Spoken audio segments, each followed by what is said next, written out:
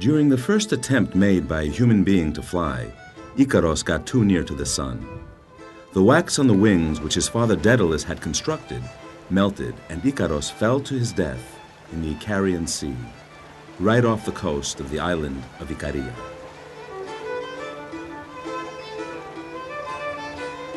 Theater productions at the site of his tragic demise perpetuate the legend of he who lent the island of Ikaria its name. The main city of the island is Agios Kyrikos. It is located on the southern coast of the island, which spans 40 kilometers.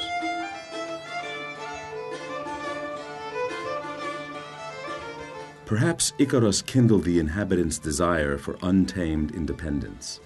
For what, among other things, makes the island so special are its people. They radiate a sense of authenticity, lucidity, serenity, and warmth.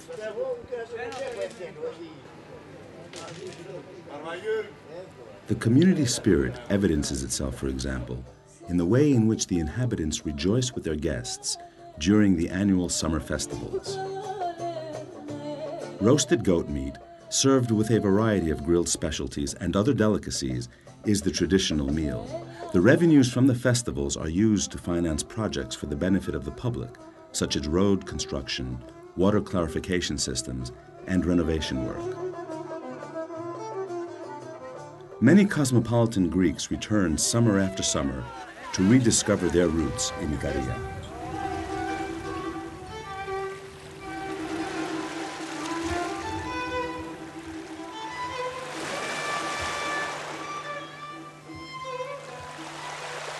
Maybe this can be attributed to the landscape, which seems to foster the islanders' exceptional outlook on life.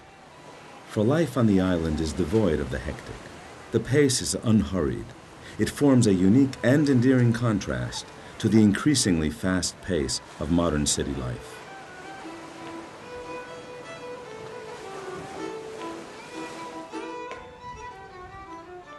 Mount Athera, known during antiquity as Pramnos, is studded with stone pines and holm oaks. It spans almost the entire length of the island like a natural wall. The mountain slopes down steeply to the south and unfurls gently to the north, dividing the island into two parts to create a unique climate.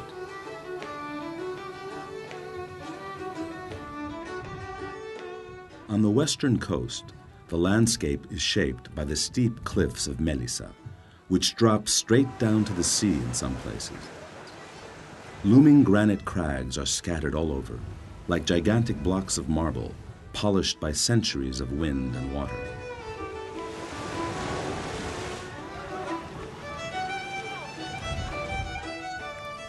Unlike most Aegean islands, Ikaria is blessed with lush vegetation and a plethora of bubbling brooks.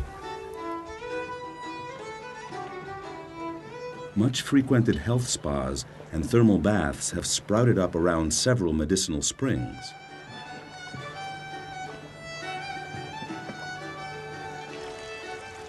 The quality and chemical composition of the spring water varies from place to place.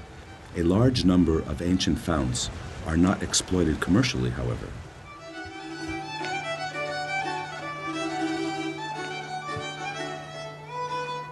Although there is practically no open space on the island, agriculture has provided the main livelihood for the islanders for centuries due to the island's many springs and watercourses.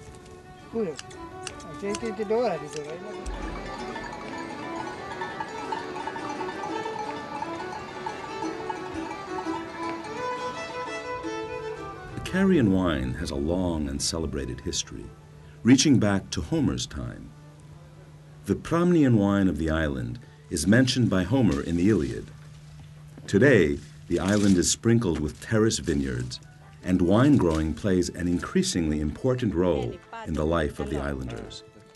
The wine is dry, full-bodied, and has a high alcohol content, the perfect accompaniment for celebrations and festivals on the island.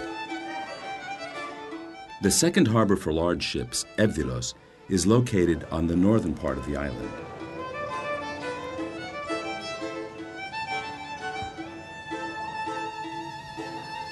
Here the landscape is less dramatic.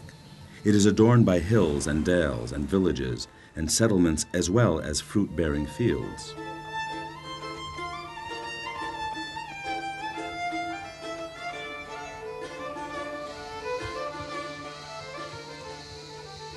At higher altitudes, one finds forests, holm oak groves, and small trees.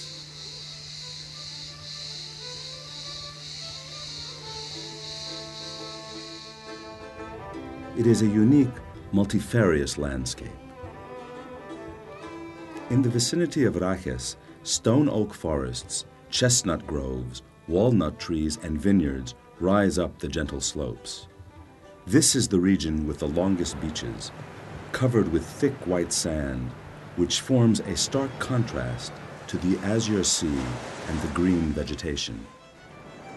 Picturesque harbors, such as the little fishing village of Yaliskari, dot the variegated coastal landscape.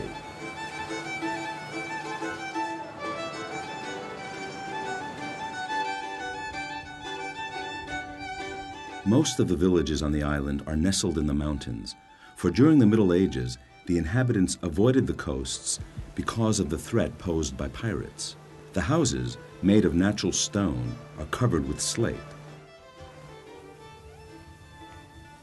Sometimes steep or overhanging rocks serve as walls or even roofs for churches and houses.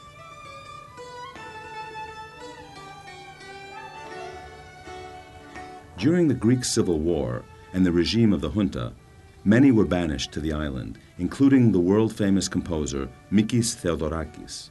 This was his house. Due to the warm hospitality of the islanders, he developed a deep sense of belonging. Mount Atheras, the large granite blocks in Manganitis and Karkinagri, which look like they were hurled there by a giant's hand, the crashing waves of the sea, the stone pine forests of Rajes, the olive groves which drop down to the sea,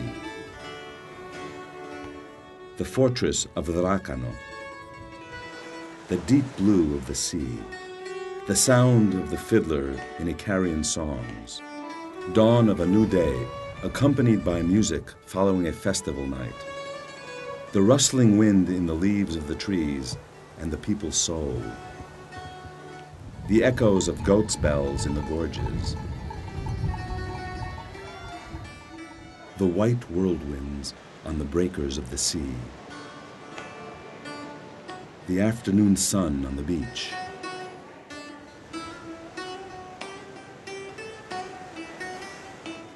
the majestic view of the Aegean from the balconies of Mavratos.